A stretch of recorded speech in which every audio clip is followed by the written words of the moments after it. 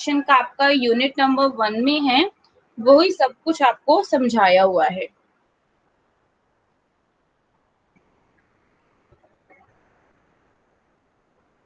ठीक है, क्या है तो introduction of the marketing, not concern with the need of the consumer, maintaining relation to the consumer, focus is only to the sale maximization number of the product. ठीक है, यहाँ पे इसका जो मैंने ये डेफिनेशन यहाँ पे लिखी है, ये हमारे पास सेल की डेफिनेशन है। ठीक है, ये मैंने आपको ये सेल का बता दिया था, मैंने यहाँ पे शॉर्ट में यहाँ पे मैं सेल लिखना भूल गई, तो ये इसको आप ध्यान रखिएगा कि ये आपका जो ये ऊपर का है ना, ये सेल का है। ठीक है, मार्केटिंग में आपके पास क्या है, जो इसका अपोजिट है, आप यहाँ पे इसको नोट को कट कर देना। ठीक है, तो आपका ये मार्केटिंग में ये सारा कंसेप्ट है। बाद में ध्यान आया कि मैं यहाँ पे सेल लिखना भूल गई। नेक्स्ट पे आइए, क्या है हमारे पास, अभी तक हमने किस किस टॉपिक को स्टडी किया, हमने क्या क्या स्टडी किया। All the organisations perform these basic functions to satisfy their commitments। कौन कौन से फंक्शंस को जो यानी कि हर ऑर्गेनाइजेशन फुलफिल करती है, these basic functions और these basic utility। ठीक है, क्योंकि आपके लिए क्या है, अब आप कहोगे कि मैम इसका नाम यूटिलिटी के नाम से क्यों आया, क्योंकि दे क्रिएट ए बेनिफिट, ये एक बेनिफिट को क्रिएट करते हैं। तो ये एक बेनिफिट को क्रिएट करेंगे, तो सिंपली लिखा हुआ है कि दैट इज वाई आपके पास कस्टमर्स को बेनिफिट मिलेगा, तो इनका नाम यूटिलिटी रखा गया है। So they create a benefit that economist call utility. Clear, यानी आपके पास कोई भी बिजनेस है, ठीक है, गुड्स का और सर्विसेज को प्रोडक्शन करके मार्केटिंग करके हमें काफी कुछ सोसाइटी को मिलता है। ऑब्वियसली सोसाइटी की नीड्स भी फुलफिल होती हैं। ठीक है, सोसाइटी की जो मतलब लग्जरी चीज है वो भी उसे कंप्लीट होती हैं, सोसाइटी को टाइमली हर चीज, तो यानी कि उसे कौन सी फॉर्म में मिलना, टाइम में मिलना, प्लेस मिलना, ओनरशिप। ठीक है, ये जो हमने 4 फॉर्म स्टडी की थी, ठीक है, इन्हीं की बेसिक 4 फॉर्म्स को यानी कि इनमें ही हमें कस्टमर्स को यूटिलिटी मिलती है, तो इसीलिए इन्हें 4 बेसिक यूटिलिटी कहा गया है कि ये हमारी 4 बेसिक यूटिलिटी है, जिन्हों जो कि हमारी जो मार्केटिंग है वो अपने कस्टमर को क्रिएट करती है, अपने कस्टमर को देती है। तो फॉर्म यूटिलिटी कब क्रिएट होती है, when firm converted the raw material and component input into the finished form. का मतलब क्या होता है कि आपके पास प्रोडक्शन है, इन यूटिलिटी में, ठीक है, आपके प्रोडक्शन का भी कंसेप्ट इंक्लूड है, क्योंकि स्टार्टिंग में इसलिए यहाँ पे लिख दिया है production and marketing of goods and services. ठीक है बाबू, डिफरेंट बुक्स डिफरेंट अपने कंसेप्ट्स को देती है, पर द मेन जो आपके पास उसका कोर यूनिट है that will be the same. Obviously जो चीज अगर ए फॉर एप्पल है, ठीक है, तो फिर उसको ए ही कहा जाएगा, चाहे वो ए फॉर एंट क्यों ना हो, तो ए रहेगा। ठीक है, तो इसीलिए मैंने ये अलग से एफर्ट्स आपके लिए ये डाले हैं, और इसमें से काफी कुछ एग्जाम में आया हुआ है।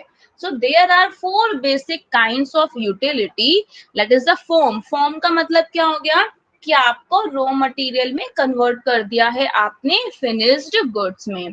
ठीक है, यानी कि मार्केटिंग जो है टाइम, प्लेस और ओनरशिप यूटिलिटीज को क्रिएट करता है। सो time and place utility occur when consumers final goods and services। obviously time का मतलब क्या हो गया, सिंपल है कि जब कंज्यूमर को और कब चाहिए। ठीक है, एक ब्राइडल है, ठीक है, उसे अगर अपने उस टाइम पर वो चीज जो उसको डिमांड करती है या उसको जो चीज की नीड है वो नहीं चाहिएगी, तो फिर उसको आप अगले दिन या 10 दिन बाद कुछ भी दे दो, उसके लिए कोई फर्क नहीं पड़ेगा। तो यानी कि एक टाइम का भी मोस्ट इम्पोर्टेंट हमारे यहाँ पे कंसेप्ट है। अगर आप एक मार्केटिंग का फंक्शन करते हो तो आपको ये ध्यान में रखना बहुत ज्यादा जरूरी है। क्या आपको ध्यान में रखना जरूरी है कि हमें ये चार जो फंक्शंस हैं, ये जो चार यूटिलिटी हैं, ये हमें अपने कस्टमर को बेसिक प्रोवाइड करने ही करने हैं, right? So marketing function creates the time, place and ownership utilities also. Time का मतलब क्या हो गया कि when and where they want to purchase them, वो उसे कब परचेज करना चाहते हैं, ठीक है, और कहाँ। अब अगर आ जाता है आपके पास प्लेस, प्लेस के लिए क्या हो गया वेयर, ठीक है। अब सिंपल है, ऑनरशिप यूटिलिटीज में देखिए, ऑनरशिप यूटिलिटीज में आपके पास था कि हमने गुड्स के, बाबू अपने गुड्स के, ठीक है, जो आपके पास मैंने गुड्स आपको सेल किया है, तो आप उसके मालिक बन जाओगे अब उस गुड्स की। तो फिर मार्केटिंग से आपके पास यानी कि फॉर्म, टाइम, प्लेस और ओनरशिप, क्योंकि अब आप उसके क्या बन जाओगे, ओनरशिप राइट्स आपके पास हो जाएगा। So transfer of title to goods or services at the time of purchase, purchase के टाइम में गुड्स और सर्विसेज का जो यानी कि टाइटल को ट्रांसफर करते हैं, that is your ownership utility.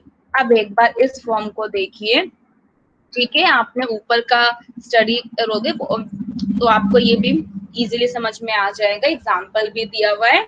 और यहाँ पे ये भी बाबू एग्जाम में आया हुआ है कि ये जो फॉर्म्स हैं, ये जो आपके पास फॉर्म्स है, इसके लिए कौन कौन सा मार्केटिंग के जो फंक्शंस हैं रिस्पॉन्सिबल हैं, ठीक है। तो देखो, अभी तक हमने क्या स्टडी किया, अभी तक हमने जो मैंने आपको पहले जो जिसमें समझाया था यूटिलिटी में, उसमें फॉर्म यूटिलिटी नहीं था, ठीक है, लेकिन फॉर्म यूटिलिटी का भी आपके एग्जाम में क्वेश्चंस हैं, तो इसीलिए मैंने इसको यहाँ पे डाल दिया। तो now see the details of the utility. अगर आपके पास फॉर्म यूटिलिटी है, तो फॉर्म का मतलब क्या हो गया, conversion of raw materials and components into the finished goods and services, right? ये तो बहुत इजी है, इसको तो आपको समझ में आ गया होगा।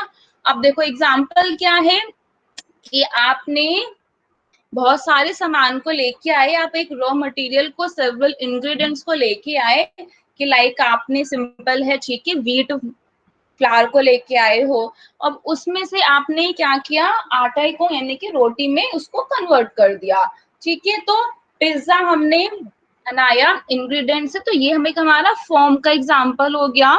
और इसने कौन से, इसमें फंक्शन, ये मार्केटिंग का फंक्शन नहीं है, ये आपका प्रोडक्शन का फंक्शन है, ठीक है। तो अब है टाइम यूटिलिटी।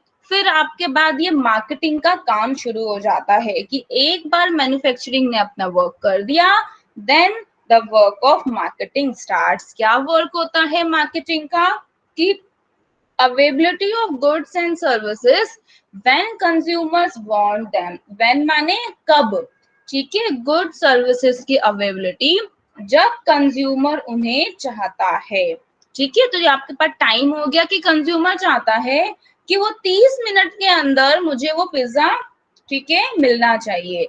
सो ये काम अब किसका हो गया, अब ये वर्क मार्केटिंग का हो गया।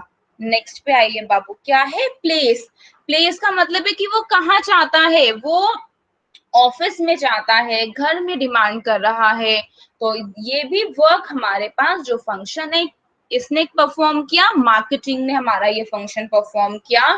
सो this is the place, availability of the goods and services where consumers want them, ठीक है। अगर आपके पास आता है कि आप सिर्फ और सिर्फ मार्केटिंग के यूटिलिटीज को बताइए, only the utilities of the marketing, और आपके पास फॉर्म का जो है ये ऑप्शन में नहीं है, तो आपका इन तीनों पे ऑप्शंस पे होगा, तो जो आपके पास ऑप्शंस होंगे उस पर टिक कर देना, ठीक है। अगर आपके पास फॉर्म्स पे भी आता है तो आप ये तीनों, आप इन फिर चारों पे ही टिक करोगे। सो ये आपको मतलब कहाँ पर था, तो ये हमारा प्लेस का कंसेप्ट था, और इसने कौन से फंक्शंस को प्लेस किया आगे, यानी कि रिस्पॉन्सिबल फंक्शन कौन है, marketing. Next is the ownership. Ownership का मतलब क्या हो गया आपके पास, पोजेशन, ठीक है। तो ability to transfer the title to goods and services from marketer to buyer, ठीक है, कि यानी कि ओनरशिप के टाइटल को, जो भी मान लीजिए आपने परचेज किया तो वो गुड्स आपका हो जाएगा, ठीक है। आपने उसे रुपीज से किया, क्रेडिट कार्ड की पेमेंट से किया, तो ये वर्क भी हमारा किसका है, मार्केटिंग का है। अब देखिए यहाँ मैंने क्या लिखा हुआ है, ठीक है। अगर ये फंक्शन आपका है तो देखिए प्रोडक्शन है, तो हमें मेन क्या, प्रोडक्शन डिपार्टमेंट को क्या मेन फंक्शन इसमें देखना है कि ये काम मेरा है। जब मुझे पता चल गया, ठीक है, मैंने कि जैसे मान लीजिए आप सबकी क्लास को डिवाइड कर दिया, ठीक है, कि एक एक्टिविटी एक में हाफ हो गए हैं प्रोडक्शन में, हाफ क्या हो गई है मार्केटिंग में। तो फिर प्रोडक्शन में उनका क्या फंक्शन है कि उनकी जो कॉस्ट है वो क्या हो जाएगी, कम हो जाएगी, ठीक है। क्या हो गया इसमें कि that is there cost is low, तो लो कॉस्ट हो जाएगी, उनका यही टारगेट होगा कि भाई मैं अपनी कॉस्ट को कम कर दूं और मैक्सिमम आउटपुट को जनरेट करूं। नेक्स्ट नेक्स्ट फंक्शन क्या है, सेलिंग फंक्शन है। तो distribution, promotion, advertiser to promote the product. देखो मार्केटिंग में आपके पास अगर सेलिंग फंक्शन होगा, आपको इसमें क्या करना है कि कस्टमर को कैसे अवेयरनेस हो, ये तो आपका सेलिंग का है। मार्केटिंग कस्टमर की नीड्स के ऊपर है। अब ये कस्टमर की नीड्स है ना, तो देखो यहाँ पे मार्केटिंग का कंसेप्ट आ गया। कस्टमर को 30 मिनट में चाहिए, तो ये टाइम का कंसेप्ट है, यानी कि मार्केटिंग ने कस्टमर की नीड्स के ऊपर कंसर्न किया, ठीक है। आपको आपके घर पर ही नीड है उसकी, यानी कि आपको आपके घर पे डोर स्टेप पे उसकी नीड है, तो ये भी कंसेप्ट आपका मार्केटिंग ने, ठीक है, मार्केटिंग का कंसेप्ट है। So marketing based on the customer need. So marketing तो आपका कंप्लीटली बाबू कस्टमर की नीड के ऊपर बेस्ड करता है। अब आपको क्लेरिफाई अच्छे से समझ में आया होगा कि क्यों मार्केटिंग और सेलिंग में क्या चीज में है, ठीक है।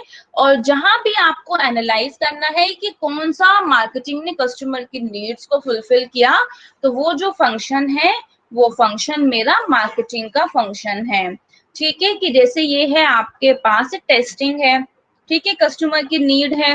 अब बात आती है कि आपको प्रोडक्ट को टेस्ट करना है, R&D करनी है। कस्टमर की डिमांड होती है ना कि हमें अलग अलग टाइप के प्रोडक्ट्स चाहिए, तो उसके लिए हमें क्या करना है, R&D करनी, तो ये भी मेरा मार्केटिंग का फंक्शन हो गया। फिर रिलेशनशिप मार्केटिंग है, इसकी भी हमने इसे डिस्कस किया था। तो सोशल और इंटीग्रेटेड मार्केटिंग, तो रिलेशनशिप मार्केटिंग में क्या आ गया, सोशल और इंटीग्रेटेड मार्केटिंग। क्लियर। अब आइए नेक्स्ट पे देख लेते हैं। तो if we want to know that business is and we have to start with its purpose, तो its purpose, ठीक है, must be lie outside obviously। अगर मेरा जो पर्पस है, मेरा प्रॉफिट को अर्न करना है, तो मैं सोसाइटी में रह के ही उसे प्रॉफिट को अर्न कर पाऊंगी, ठीक है। तो इसका मतलब क्या है, हमारे बिजनेस में कोई भी पर्पस हो गया, उसे बाबू पूरा करने के लिए एक वैलिड डेफिनेशन है, that is to create a customer, ठीक है। कस्टमर को क्रिएट करना हमारे लिए सबसे ज्यादा इम्पोर्टेंट है। अब है कि कस्टमर को क्रिएट करने के लिए आप क्या करोगे, ये एक्टिविटीज हैं। एक बार इन एक्टिविटीज को हमने डिस्कस भी किया है, पर एक बार मैं इनको आपको समझा देती हूँ। तो दीज एक्टिविटीज आर, ये कौन कौन सी एक्टिविटीज हैं, ये एक्टिविटीज परफॉर्म की जाती हैं कब, कि जब आपको अपने कस्टमर्स को क्रिएट करना है, आपको पता है। तो तुम ये बाबू सीक्वेंस में भी हैं, सो ठीक है, आपको उसमें सीक्वेंस में भी आ सकता है। तो identify the customer needs, first of all you have to identify their needs. आपको सबसे पहले उनकी नीड्स को आइडेंटिफाई करना है, ठीक है। बिना उनकी नीड्स को आइडेंटिफाई किए हुए अगर आप प्रोडक्ट को बनाते हो, तो इसका मतलब है कि आप हिट एंड ट्रायल मेथड को यूज कर रहे हो। अगर आपको एक साइंटिफिक अप्रोच में क्रिएट करना है, और ये जो साइंटिफिक मेथड्स है या एक्टिविटीज हैं, ये डेफिनेटली आपको 100% सक्सेस नहीं देती, लेकिन आपको फेलियर से सेव करेगी। ध्यान रखना, दोनों में डिफरेंसेस है। So identify the customer needs, customer की नीड्स को आइडेंटिफाई करना। Designing the goods and services that meet those needs, जो कि उन नीड्स को पूरा करते हैं, उन नीड्स को जो फुलफिल कर रहे हैं, उन नीड्स को क्या करना, उन गुड्स और सर्विसेज को डिजाइन करना। तो आपको सिंपली क्या करना है, कस्टमर की नीड्स आइडेंटिफाई कर दी, ठीक है। फिर अब मेरा वर्क क्या है, यानी कि ये जो कस्टमर की नीड्स का आपने आइडेंटिफाई करोगे, ये आप कैसे करोगे? R&D करके, रिसर्च एंड डेवलपमेंट को करके। फिर उसके बाद मैंने क्या किया, यानी कि अपने गुड्स और सर्विसेज को प्रोडक्शन करना शुरू कर दिया। ठीक है, फिर उसके बाद मेरा गुड्स रेडी होके आ गया। Next step is to aware our buyer, aware our customer. So उन्हें कम्युनिकेशन, ये लैंग्वेज अलग है पर इसका मतलब यही है कि अपने कस्टमर को अवेयर करना। तो वही लिखा है, communication information about those goods and services to prospective buyers, कि अपने प्रोस्पेक्टिव बायर्स को उन्हीं गुड्स और सर्विसेज के बारे में इंफॉर्मेशन को देना। ठीक है, फिर अब आपके पास समझ में आया होगा यहाँ तक। ठीक है, उसके बाद आपके पास क्या है, आपने गुड्स, बायर को इंफॉर्मेशन दे दी। अब बायर की अलग अलग डिमांड है।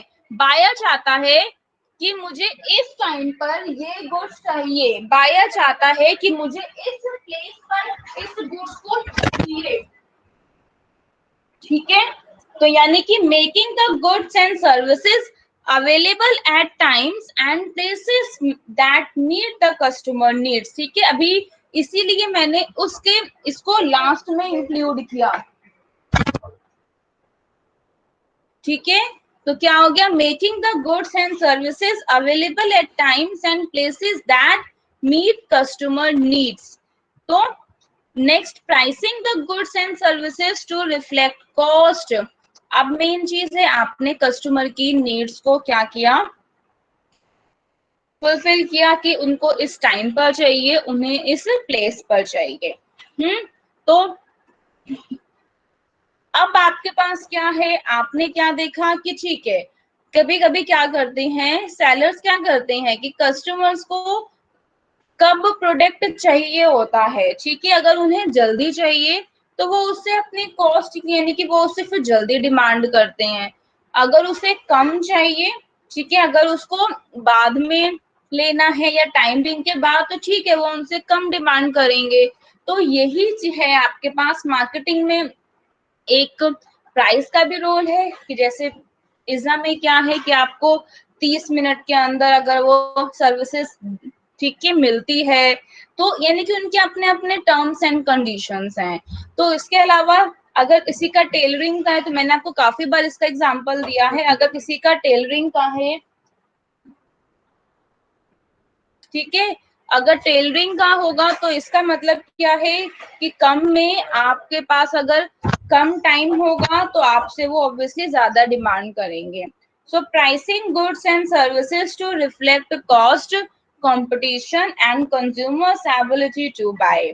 ठीक है, नेक्स्ट है providing for the necessary service and follow up to ensure customer satisfaction. ध्यान दीजिएगा। ठीक है, उसके बाद आपके पास क्या है, फॉलो अप भी आपको करना है। देखो मेन चीज क्या है, एक्चुअल में क्या क्या काम होता है, यहाँ तक के बाद ही, थर्ड स्टेप के बाद ही हमारे पास क्या है, वर्क क्या हो गया, कंप्लीट हो गया। ठीक है, कि हमने बायर को इंफॉर्मेशन दे दी। ठीक है, पर मार्केटिंग जो है उसमें आपके पास अलग अलग फंक्शंस, अलग अलग बिजनेस इंक्लूड है, और डिफरेंट टाइप के बिजनेस का डिफरेंट डिफरेंट एक्टिविटीज होती हैं।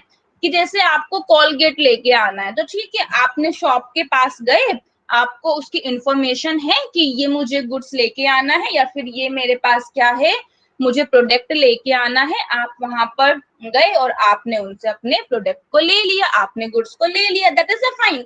आपको होगा कि मैम इसके आगे तो फंक्शन अवेलेबल नहीं हुआ, ये चीज नहीं अवेलेबल हुई है। ठीक है, तो यानी कि उन्होंने ऑलरेडी टाइम और प्लेस का तो ध्यान रखा है ना। ठीक है, क्योंकि उन्होंने, मान लीजिए अगर आप वहां पे शॉप पे जाते हो, वो बोलते हैं कि नहीं जो है कोलगेट है वो खत्म हो गया, अब आपको वो 10 दिन बाद मिलेगा। तो इसका मतलब कि फिर यहाँ पे आपका ये नेक्स्ट टाइम का कंसेप्ट आ गया। फिर आपने देखा कि वो जो शॉप है ना, वहां पे अब वो कोलगेट आइटम मिलता ही नहीं है, कोलगेट वहां पे मिलेगा ही नहीं, वो दूसरी शॉप से मिलेगा। यानी कि फिर यहाँ पे प्लेस का भी कंसेप्ट हो गया। ठीक है, तो अब ये सारे कंसेप्ट आपके कहीं ना कहीं अलग अलग प्रोडक्ट में इन्वॉल्व हैं। तो किसी में आपका यहाँ पर कंप्लीट हो जाएगा, इसी में आपका इस स्टेज पर कंप्लीट हो गया। ठीक है, नेक्स्ट में आपके पास की कंज्यूमर की एबिलिटी के अकॉर्डिंग आपको, मैम ठीक है, शिवानी लेने गई थी कॉलगेट, या अश्मिता लेने गई थी, अंजलि लेने गई थी, ठीक है, नेहा लेने गई, तो सबको सेम ही प्राइस का कॉलगेट मिला। ठीक है, अगर सबको सेम ही प्राइस का कॉलगेट मिला तो फिर उनके लिए ये वाला जो कंसेप्ट है, ये जो पॉइंट है, वो इतना रिलेवेंट नहीं है। पर अलग अलग बिजनेस के लिए तो अलग अलग कंसेप्ट इन्वॉल्व है। ठीक है, तो pricing goods and services to reflect the cost, competition and the customer ability to pay. जो आपके पास गुड सर्विसेज का जो प्राइस है, उसमें ये तीनों चीजें इंक्लूड होती हैं।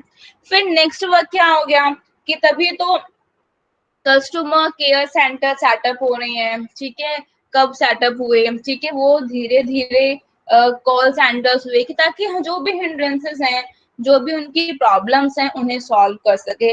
एक्चुअल में वो रियल प्रॉब्लम को तो सॉल्व करते नहीं है, पर हाँ, जो भी प्रॉब्लम है वो उसे सॉल्व कर सके। So providing for the necessary service and follow up to ensure customer satisfaction after the purchase. Purchase के बाद कस्टमर सेटिस्फेक्शन को इंश्योर करने के लिए हमें नेसेसरी फॉलो अप और इन चीजों एक्टिविटी को करना है। ठीक है, ये चीजें मार्केटिंग आपको प्रोवाइड करती है। ठीक है, नेक्स्ट पे आइए। ये डिफरेंस ऑलरेडी मैं आपको बता चुके थे, पर एक बार हम रिकॉल कर लेते हैं। सो सेलिंग और मार्केटिंग के बीच का जो बाबू पॉइंट ऑफ डिफरेंस है, यहाँ मैंने इसमें शॉर्ट फॉर्म में लिख दिया है। ठीक है, ये देखिए, स्टार्टिंग पॉइंट क्या होता है, स्टार्टिंग पॉइंट है फैक्ट्री।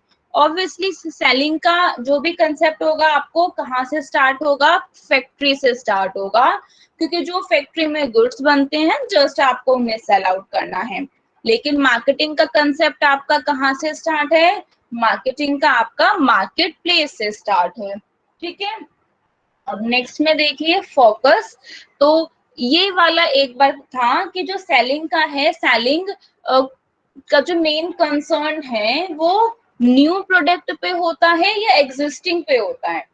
तो कहीं एक बार फिर भी मैं भी कंफ्यूज हो गई कि या चाहे न्यू हो, चाहे आपके पास एग्जिस्टिंग प्रोडक्ट क्यों ना हो, अगर कोई भी प्रोडक्ट है सेलिंग में तो उसको हमें सेल करना है, तो आई थिंक बोथ होना चाहिए। पर नहीं, कि अगर आपके पास मान लीजिए मेरा ही क्या है प्रोडक्ट है, ठीक है, मेरा एग्जिस्टिंग है, ठीक है, और अब मैंने उसमें थोड़े बहुत चेंजेस किए हैं। इट मीन्स कि मैंने चेंजेस क्यों किए हैं, as per the needs of the customer, customer की नीड से अकॉर्डिंग, और मैंने अब उसको एग्जिस्टिंग को न्यू में मैंने क्या कर दिया, कन्वर्ट कर दिया। सो फोकस अगर हम बात करते हैं, तो सेलिंग में उनको न्यू से कंसर्न नहीं होता।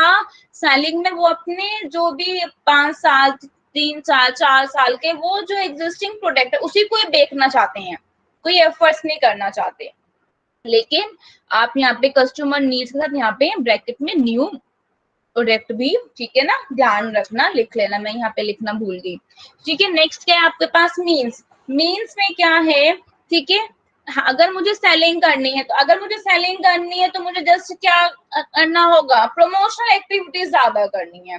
ठीक है, कस्टमर की नीड्स को करने से अपना क्या करना है, बखान करना है, दैट्स इट। ठीक है ना, अपना ही उन्हें कस्टमर को अवेयर करना है, ये मेरा गुड्स है, इसका ये बेनिफिट है, ये है। ठीक है, कस्टमर क्या चाहता है उसके ऊपर कोई कंसर्न नहीं है।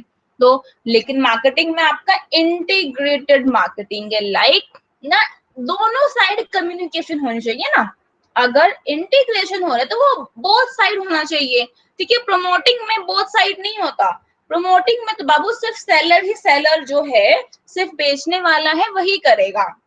इंटीग्रेटेड मार्केटिंग में आपके पास दोनों ही जो पार्टीज होती हैं, वो इन दोनों आपस में एक कम्युनिकेशन में इन्वॉल्व होती हैं, और दोनों को, इट मीन्स कि सेलर को ये पता चलता है कि कस्टमर सेटिस्फाइड है या नहीं, ऐसे ही सामने में भी उन्हें इंफॉर्मेशन मिलती है कि हाँ, हमें यहाँ से एक अच्छी क्वालिटी का सही प्राइस पे प्रोडक्ट मिलता है। और एंड क्या है, जो सेलिंग है, यहाँ पे सिर्फ उनको अपना क्या करना है, सेल करके, ठीक है, वॉल्यूम से, यानी कि क्वांटिटी को, मैक्सिमम क्वांटिटी को सेल करके प्रॉफिट को अर्न करना है। लेकिन मार्केटिंग में क्या है, मार्केटिंग में है प्रॉफिट थ्रू सेटिस्फेक्शन। यहाँ सेटिस्फेक्शन के द्वारा प्रॉफिट अर्न करनी है, ठीक है। मैक्सिमम सेटिस्फेक्शन होनी चाहिए मार्केटिंग में। अगर आपके जितनी ज्यादा मैक्सिमम सेटिस्फेक्शन होगी, उसी से आप अपने प्रॉफिट को अर्न कर पाओगे, ठीक है। तो एक ये बेसिक डिफरेंस है कि that don't tell me how good your product is, but tell me how good it will make me, ठीक है। ये एक कस्टमर की है, मतलब एक कस्टमर क्या कहता है कि एक्चुअल में क्या था, इस कस्टमर की जो लाइन है ना बाबू, ठीक है, कि जब मैंने खुद मार्केटिंग में काफी मतलब एक अपना जो मेरा एक रिसर्च का एरिया है ना, मेरा मतलब बहुत इंटरेस्ट है मार्केटिंग में, तो मेरा इसमें है, तो मैंने इसमें इंक्लूड किया, ये देखा कि किस तरीके से जब अगर हम सेलिंग और मार्केटिंग के बीच में आइडेंटिफिकेशन कर रहे थे, तो ये फेमस कॉर्ड थी, ठीक है, कस्टमर की। कस्टमर ने कहा आप मुझे ये मत बताइए कि आपका प्रोडक्ट कितना अच्छा है, आप मुझे बस ये बताइए कि वो मेरे लिए कितना अच्छा है। जब ये लाइन समझ में आई प्रोफेशनल्स को, तब उन्होंने मार्केटिंग के कंसेप्ट को क्या किया, स्टार्ट किया, ठीक है। तो मार्केटिंग, अब मैं ये सब कुछ स्टडी नहीं करना चाहती हूँ, ये बाकी सब कुछ क्या है, सेम है, ठीक है। तो काफी चीजों में हमने स्टार्टिंग में, ठीक है, मार्केटिंग के स्टार्टिंग में हमने सिर्फ एक टेंजिबल गुड्स के लिए डिस्कशंस किया था, टेंजिबल आइटम्स के लिए, क्योंकि हमें लगता था कि मार्केटिंग का मतलब क्या होता है कि सिर्फ और सिर्फ गुड्स को बेचना। हमने सर्विसेज का कंसेप्ट माइंड में नहीं किया, ठीक है। लेकिन अब जैसे जैसे मार्केटिंग में इवोल्यूशन होता जा रहा है, ठीक है, मार्केटिंग जो है, जो और हमारे पास जो एनवायरमेंट है वो कॉम्प्लेक्स हो रहा है, तो उसमें tangible as well as intangible आपके पास दोनों ही सर्विसेज इंक्लूड हो रही हैं, ठीक है। तो ये है in others they trade intangible services, ठीक है, तो वो इंटेंजिबल सर्विसेज को भी ट्रेड करते हैं। So marketing is the process of planning executing the conception, ठीक है।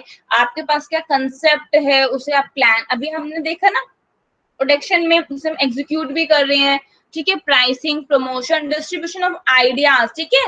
एंड यहाँ पे आपके पास गुड्स सर्विसेज ही नहीं, आइडियाज भी हैं, ठीक है। क्या करते हैं कि एक आइडिया है मेरे पास, हम उस आइडिया को, ठीक है, उस आइडिया को, या फिर जितने भी सारे लोग जो होते हैं, यानी कि वो इन्वेंशंस करते हैं, उनके पास अपने खुद के आइडियाज हैं, गवर्नमेंट क्या करती है, उनके उस चीज को परचेज कर लेती है, उनको अमाउंट दे देती है, तो वो सब चीजों में आपका वो आपने क्या किया, अपने आप को मार्केटिंग किया, ठीक है।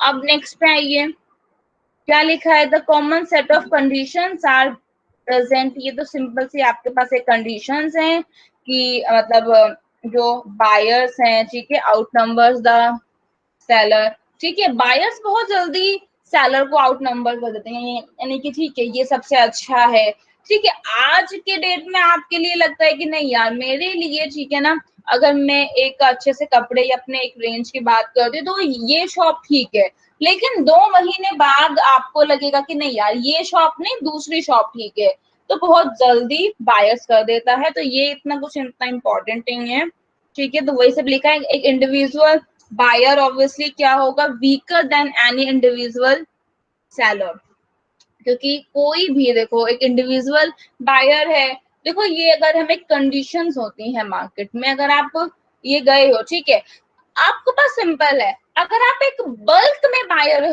ठीक है, सेलर के पास गया है, तो सेलर क्या है, वीक है, लेकिन अगर एक सिंगल बायर गया है, उसे कोई फर्क नहीं पड़ता, ठीक है, सिंगल बायर ने कहा कि नहीं मैं इस गुड्स के इतने प्राइस नहीं दूंगा, ठीक है। अगर बहुत सारे बायर्स हैं, ठीक है, मान लीजिए बहुत सारे बायर्स ने मतलब कि एक अपना यूनियन फॉर्म किया, कहा कि हम इससे ज्यादा प्राइस में गुड्स को सर्विसेज को, यानी कि हम इसको नहीं लेंगे, तो इसका मतलब क्या है कि उनका एक चाहे यूनियन है तो उससे एक सेलर वीक हो जाता है, लेकिन एक सिंगल बायर कुछ नहीं कर सकता मार्केट में, ये आप सिंपल से ध्यान दीजिए। हमें भी लगता है ना कि यार अच्छा इतने ज्यादा ये जो मतलब महंगे महंगे आइटम्स इतने ज्यादा कॉस्टली क्यों है, ठीक है, इनकी एक्चुअल में इतनी वर्थ नहीं होती, ये अपना ब्रांड नेम का इतना ज्यादा एडवांटेजेस ले लेते हैं, तो एक इंडिविजुअल बायर कुछ नहीं कर पाएगा, अगर सारे के सारे बायर मिलके उसके गुड्स को परचेज ना करें, तो वो तो बिल्कुल अपने शॉप को बंद करने पे आ जाएगा, तो अल्टीमेटली उसको अपने प्राइस कम करने पड़ेंगे।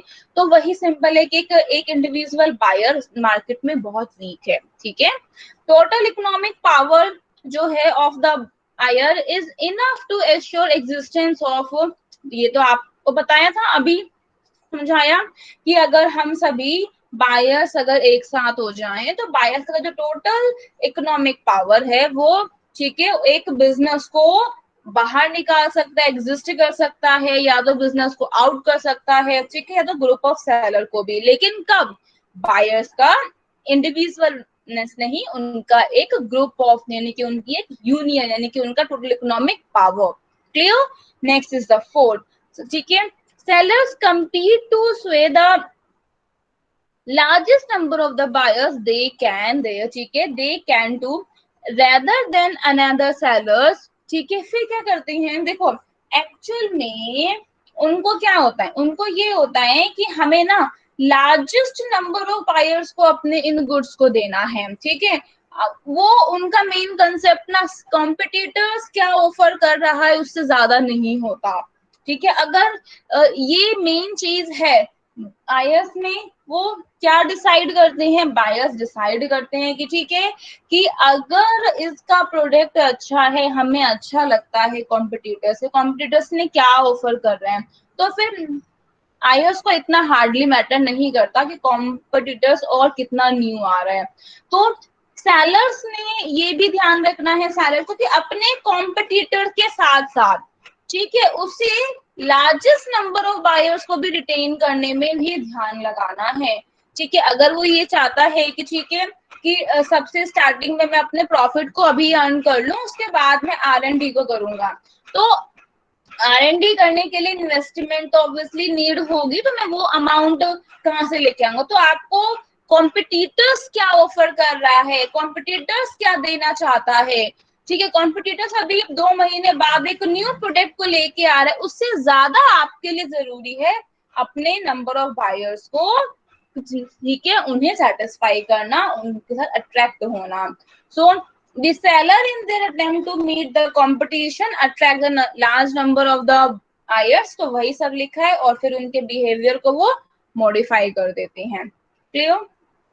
नाउ द नेक्स्ट, ठीक है, फिर यही है the concept's emphasis on creating and maintaining the relationships is consistent with the focus in business on long term। अगर आपको अपने मार्केटिंग में, ठीक है, कॉम्पिटिटर्स से ज्यादा आपको अपने कस्टमर्स पे भी ध्यान देना, ये नहीं कहा कि कॉम्पिटिटर्स पे ध्यान नहीं देना, क्योंकि कस्टमर किसी के नहीं होते, ध्यान रखना, कस्टमर कभी भी किसी के नहीं है। आपको कंटिन्यूअसली मेहनत करनी होगी अपने गुड्स को नंबर 1 रखने के लिए कस्टमर की आई में। मैंने क्या बोला, नंबर 1 है आपका गुड्स, लेकिन हो सकता है कि 10 कस्टमर की आईज में आपका गुड नंबर 1 पे नहीं है, और 20 कस्टमर की आईज में आपके पास नंबर 1 है। तो आपको ये भी एफर्ट्स करना है कि उन 20 की आईज में भी, ठीक है, हमेशा के लिए जो मेरा गुड्स है वो नंबर 1 पर रहे। So the concept emphasis on creating maintaining relationships is consistent with the focus in a business on long-term, mutually satisfying sales, purchases, and other interaction with the customer and supplier. Clear? अब आइए next पे हम बात करते हैं, ठीक है। इसे भी हमने जो कल कंसेप्ट किया था अपना, इवोल्यूशन ऑफ मार्केटिंग, मार्केटिंग के कौन कौन से इवोल्यूशन है, ठीक है, मार्केटिंग कहाँ से आया, ये सब कुछ हमें स्टडी करना है। मार्केटिंग के हिस्ट्री में कौन कौन से जो मतलब 5 कंसेप्ट थे, वो कौन कौन से 5 एराज आइडेंटिफाइज किए गए थे, ठीक है। स्टार्टिंग मार्केटिंग की कैसे हुई, तो ये मैं आपको बता चुकी हूँ कैसे हुई है, प्रोडक्शन से है, ठीक है, प्रोडक्शन है, प्रोडक्ट है बाबू, इसमें मैंने लिख भी दिया है आपका सब कुछ, इसमें इस टेबल को प्रिपेयर कर दिया।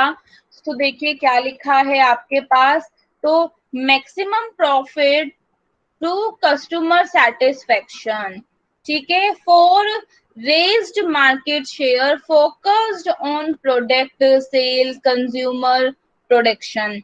आपके पास देखो सिंपली इसमें जो इवोल्यूशन ऑफ मार्केटिंग में क्या है कि किस तरीके से मार्केटिंग का कंसेप्ट आया, क्या स्टार्टिंग में क्या कंसेप्ट था, मार्केटिंग एकदम से कैसे स्टैब्लिश्ड हो गया।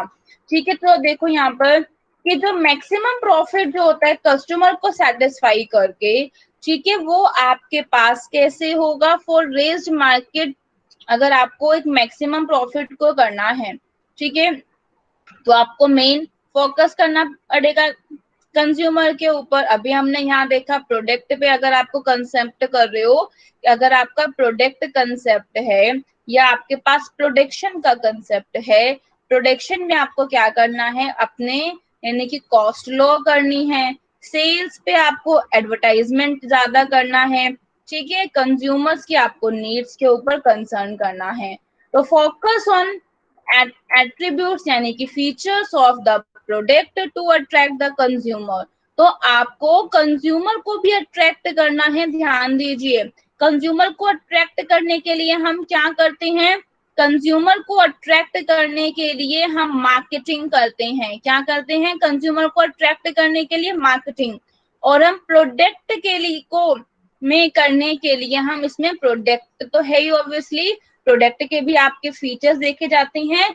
सिर्फ और सिर्फ प्रोडक्ट का अच्छा होना ही जरूरी नहीं है, आपको इसमें मार्केटिंग भी करनी है।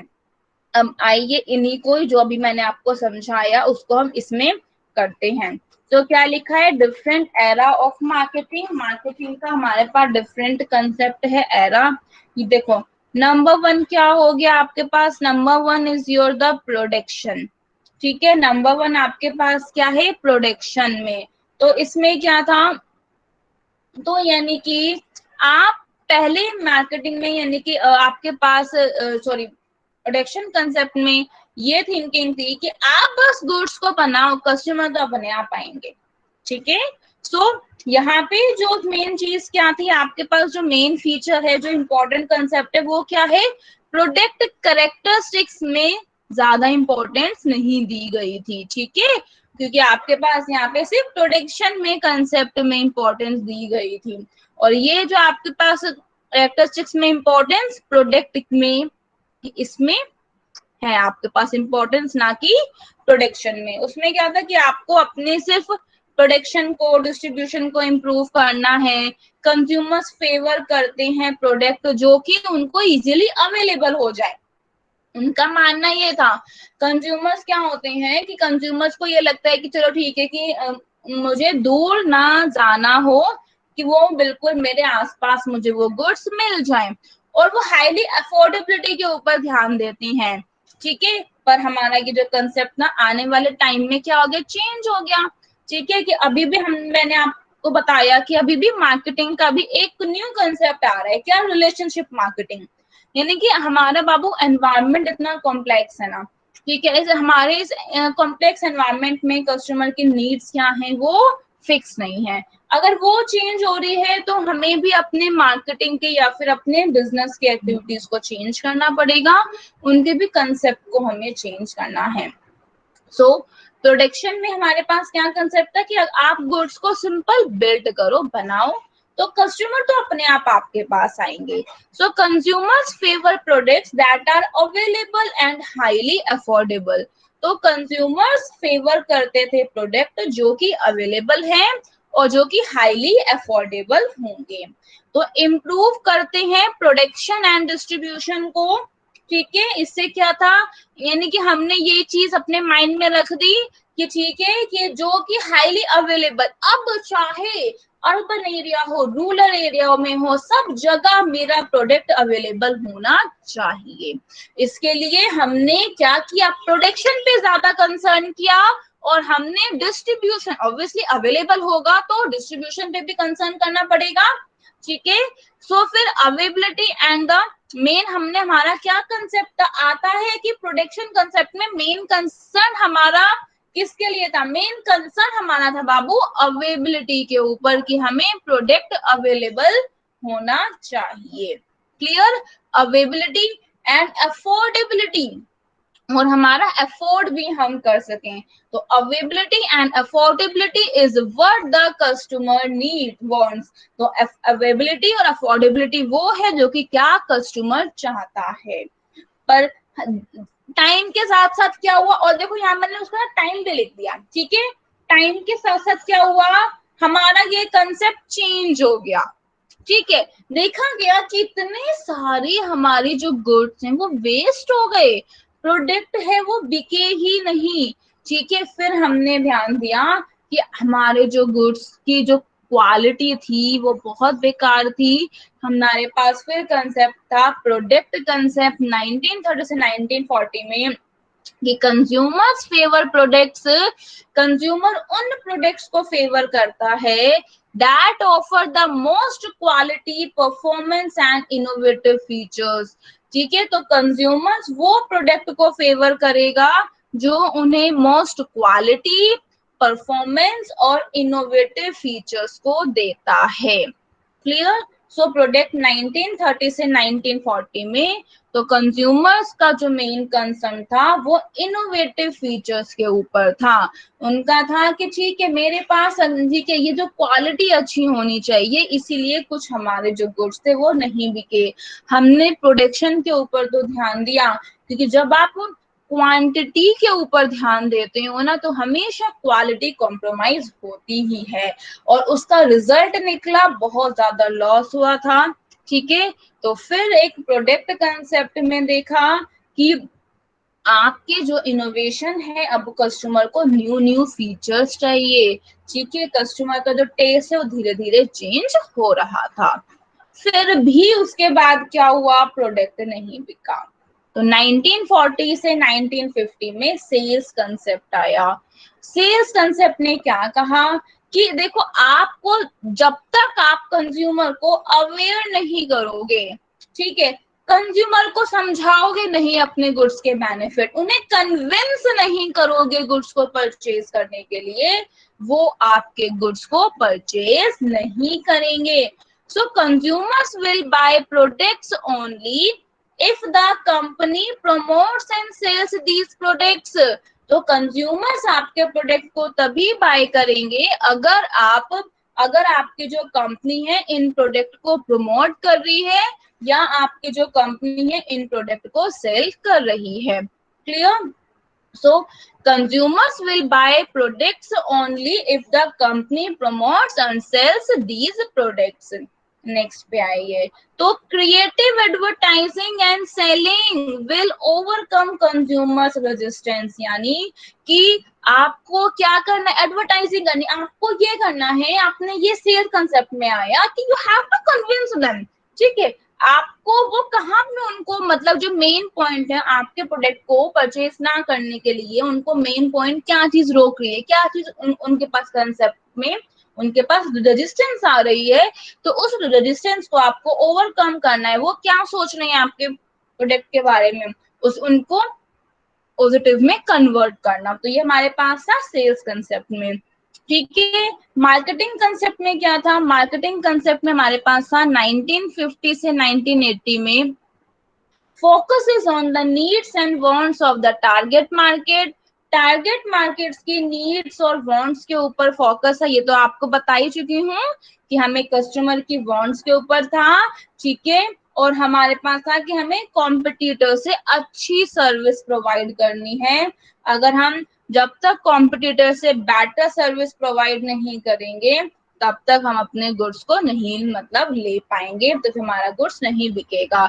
सो consumer is a king, need find a need and fill it, ठीक है। उनकी नीड को फाइंड करो, कि जैसे कंज्यूमर, जैसे एक राजा होता है, अच्छा राजा को क्या चाहिए उसको लाके दो, तो ऐसे ही कंज्यूमर है आप हमारे लिए, ठीक है। तो कंज्यूमर की क्या नीड है उसे फुलफिल हमें करनी है। अब है रिलेशनशिप मार्केटिंग। सो 1930 से लेके 1940 में प्रोडक्ट, 1940 से लेके 1950 में सेल, 19 ठीक है, सॉरी 40 से 50 में आपके पास सेल, और 50 से 80 ठीक है मार्केटिंग, और 1980 ठीक है, 1980 से पोस्ट 1980 के बाद जितना भी सारा कंसेप्ट था वो आपका रिलेशनशिप मार्केटिंग था।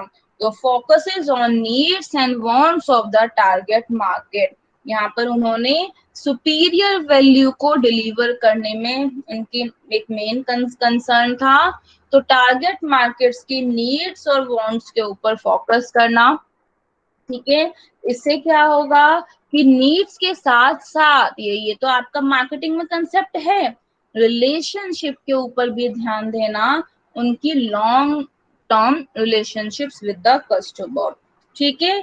तो यहाँ देखिए प्रोडक्ट कंसेप्ट में मैंने आपको समझाया है, प्रोडक्ट एरा में the goal was to build a better mouse trap. तो यानी कि प्रोडक्ट कंसेप्ट में हमारे पास क्या था, इसका मैंने आपको एग्जांपल भी दिया था, ठीक है, कि इसमें हमारे पास क्या था कि आप एक जो चूहा पकड़ने का है, कितना भी अच्छा हमारे पास क्या था कि मुझे अपने ना प्रोडक्ट को चमकाना है, शाइन करना है, ठीक है, कस्टमर तो उसमें अपने आप ही आएगा, ठीक है। फिर बाद में अज्यूम किया गया कि a better mouse trap is no guarantee of a success, ठीक है। एक अच्छे से आप उस चूहे में कितने भी हीरे मोती क्यों ना सजा लो, चूहा उसमें आएगा ही आएगा, इसकी कोई भी गारंटी नहीं है।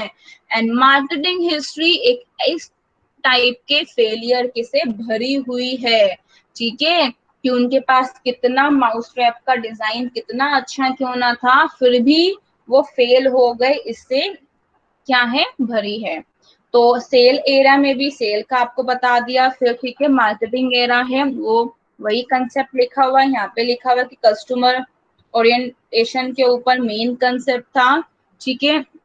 देन हमारे पास कंसेप्ट क्या है, देन हमारे पास है रिलेशनशिप मार्केटिंग एरा या फिर रिलेशनशिप मार्केटिंग कंसेप्ट। सो रिलेशनशिप मार्केटिंग कंसेप्ट एक मोर, ठीक है, रिसेंट कंसेप्ट है, मोर रिलेशनशिप है, क्योंकि इस पे आपको, ठीक है, जब तक आप कस्टमर सप्लायर के बीच में एक रिलेशनशिप नहीं होंगी, आपने देखा है ना, अब तो जितने भी अच्छी अच्छी कंपनीज हैं वो कस्टमर के मोबाइल नंबर्स लेती हैं, मोबाइल नंबर से मैसेजेस करती हैं, उन्हें ऑफर्स देती है, तो ये भी तो एक टाइप का रिलेशनशिप को बिल्ड करना हो गया। Just this offer is only for you and for our reliable customer, तो ये सब क्या है, ये सब वो एक रिलेशनशिप को बिल्ड करने की कोशिश कर रही है, उनको लगता है कि हमारा ये जो, ठीक है, कस्टमर है, ठीक है, ये हमारे पास लॉन्ग टाइम तक शॉपिंग करने नहीं आया, तो वो इस टाइप के फिर मैसेज करती है रिलेशनशिप को बिल्ड करने के लिए कि वो दोबारा कस्टमर आए। So this efforts represented a major shift from traditional concept of marketing as a simple exchange between the buyer and seller, ठीक है। तो यानी कि उन्होंने इसको एक, कि देखो एक ट्रेडिशनल कंसेप्ट जो था हमारा क्या था कि हमें सिंपल बायर और सेलर के बीच में सिर्फ एक गुड्स बिक जाए, वहीं तक का क्या है, रिलेशन है। लेकिन रिलेशनशिप मार्केटिंग ने बोला नहीं, ये एक लॉन्ग लास्टिंग रिलेशनशिप है जो कि कभी एंड नहीं होगा, ठीक है। अब एक बार देखिए क्या है, comparing transaction based marketing and the relationship marketing. बाबू ये जो हमारे पास ट्रांजेक्शन बेस्ड मार्केटिंग है और रिलेशनशिप, ये आपके पास एक ट्रेडिशनल मार्केट भी आप इसे समझ सकते हैं कि ये आपकी कौन सी ट्रेडिशनल है, क्योंकि ट्रेडिशनल में हमारे पास क्या था, हम सोच रहे हैं कि ठीक है अब भी मेरा गुड्स इतना सेल हो गया तो इतनी मेरे पास क्या, ये ट्रांजेक्शन बेस्ड है, ठीक है। अगर हम इसमें टाइम के अकॉर्डिंग देखें तो इसमें, ठीक है, एक कस्टमर ने अभी जाके गुड्स को परचेज किया तो वो शॉर्ट टर्म के लिए परचेज किया, ठीक है। अच्छा आप सबके कोई डाउट तो नहीं है, एक बार मैं डाउट भी देख लूं, कोई डाउट तो नहीं है, ओके, ठीक है। सो आपके पास रिलेशनशिप मार्केटिंग में क्या था, रिलेशनशिप मार्केटिंग में आपका लॉन्ग कंसेप्ट है, ये देखा गया है। अगर आपका मेन कंसर्न रहेगा कि चलो ठीक है अभी कस्टमर है वो ले जाए, ठीक है, वो सेटिस्फाई ना हो, तो वो आपका एक शॉर्ट टर्म है, ठीक है, इससे आपका जो बिजनेस है इतना ज्यादा ग्रो नहीं करेगा। तो रिलेशनशिप मार्केटिंग आपका एक लॉन्ग टर्म कंसेप्ट है। ऑर्गेनाइजेशनल गोल, ऑर्गेनाइजेशन का गोल क्या होता है, ऑर्गेनाइजेशन का गोल होता है सेल को करना इसमें, और इसमें कस्टमर को रिटेन करना, और वो आप कैसे करोगे, सेटिस्फाई करके ना उन्हें। तो कस्टमर सर्विस में यहाँ पे लॉ में होती है कि कस्टमर की सर्विस का इतना ध्यान नहीं दिया जाता, लेकिन यहाँ पे कस्टमर को हमें बेटर सर्विस प्रोवाइड करनी है। कस्टमर लैपटॉप लेके गया तो उसे 1 ईयर की गारंटी तो हमें प्रोवाइड करनी है, तो ये हमारा एक की कंपोनेंट है। कस्टमर कॉन्टैक्ट, कस्टमर का जो कॉन्टेक्ट है वो यहाँ पे लो टू मॉडरेट कस्टमर कॉन्टेक्ट है, ठीक है, क्योंकि यहाँ पे इतना कस्टमर से, भाई कस्टमर आपकी शॉप पर आएगा तभी तो आप उसे कांटेक्ट करोगे। लेकिन यहाँ रिलेशनशिप मार्केटिंग में आपको फ्रिक्वेंटली कस्टमर से कांटेक्ट करना है। कस्टमर आपको तो गाली भी दे रहा है ना, ठीक है, तो भी आपको उसको कन्वर्ट कर देना है, ये बात आपको ध्यान रखनी है। आपको उसके नेगेटिव को पॉजिटिव में कन्वर्ट करना है कि नहीं सर हमारे पास और भी गुड्स है, ठीक है, ये आप एक बार इस गुड्स और ट्राई कीजिए, अगर आप में इसमें कोई कमी होती है मैं इसको चेंज कर दूंगा। ये तो ये सब क्या है, सिर्फ रिलेशनशिप मार्केटिंग में कहा आपके पास एक एग्जाम्पल था। So degree of the customer commitment, obviously अगर यहाँ कस्टमर के कमिटमेंट, अगर आपका कॉन्टेक्ट लो तो मॉडरेट है तो डिग्री कैसे हाई हो सकती है, कमिटमेंट कैसे हाई होगा, तो यहाँ पे कमिटमेंट क्या होता है, हाई होता है। सो बेसिस फॉर सेलर कस्टमर, ठीक है ना, यानी कि सेलर और जो यानी कि जो सेलर और बायर्स के बीच में एक बेसिस में यहाँ पे कहीं ना कहीं कंफ्लिक्ट रहती है, ठीक है, कि ठीक है यार उसने पता नहीं है मुझे कैसा सेल कर दिया, क्या ऑर्डर दे दिया। जब आप कभी भी कस्टमर से कांटेक्ट करते हो कि सर आप तो सेटिस्फाई थे, आपके पास क्या मतलब इसमें क्वेरी है, उसको अगर आप क्वेरी को सॉल्व करते हो तो उससे एक आपका ट्रस्ट बनता है, उससे एक आपकी कॉर्पोरेशन बिल्ड होती है। तो source of the quality, quality का क्या सोर्स है, तो यहाँ पे आपके पास प्रोडक्शन से होगा, ठीक है, प्रोडक्शन से आपके पास आती है, और यहाँ आपके पास कमिटमेंट दोगे, उनकी कमिटमेंट को फुलफिल करोगे तब आएगी, ठीक है। नेक्स्ट पे एक बार देखते हैं, तो नेक्स्ट क्या है, यानी कि आपके पास make a statement to describe each of the stages in the evolution of marketing. Marketing के इवोल्यूशन में हर स्टेजेस को डिस्क्राइब करने के लिए एक स्टेटमेंट है, ठीक है, ऐसे कि इनको इनकी अगर आपके पास प्रोडक्शन है, और इसमें मैंने आपको बहुत बार एक्सप्लेन किया कि हम इस पे क्या करते हैं, अपनी कॉस्ट को कम करने की कोशिश करते हैं। तो अगर आप कॉस्ट को कम करोगे तो अपने आप ही आपका जो प्रॉफिट है वो क्या होगा, ज्यादा होगा, तो profits will take care of themselves. Product era ने क्या था, एक good product will itself self, तो ये क्या था कि आपका प्रोडक्ट अच्छा होना चाहिए तो अपने आप टिकेगा ही टिकेगा, ठीक है, ऐसी मेंटालिटी थी। और सेल्स में क्या है, selling is lying the bait for the customer, ठीक है ना, कहने का मतलब है कि आपके पास जो है, आप जितना ज्यादा एडवर्टीजमेंट करोगे, जितना ज्यादा कस्टमर को अवेयरनेस मिलेगी, तो आपके पास जो सेलिंग है वो तो होगी ही। लेकिन मार्केटिंग में the customer is a king, और यहाँ पे रिलेशनशिप मार्केटिंग एरा में तो रिलेशनशिप विद द कस्टमर्स, अगर जितना आपके पास कस्टमर के साथ रिलेशनशिप होगी उतना ही आपकी फर्म का फ्यूचर अच्छा होगा, ठीक है। ये नेक्स्ट में समझाऊं, ये काफी लंबा है शायद आगे ना, अच्छा भी 3-4 पेजेस हैं।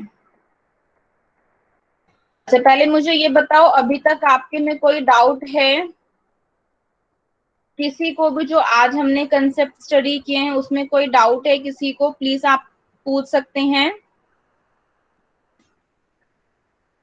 Any doubt? नो?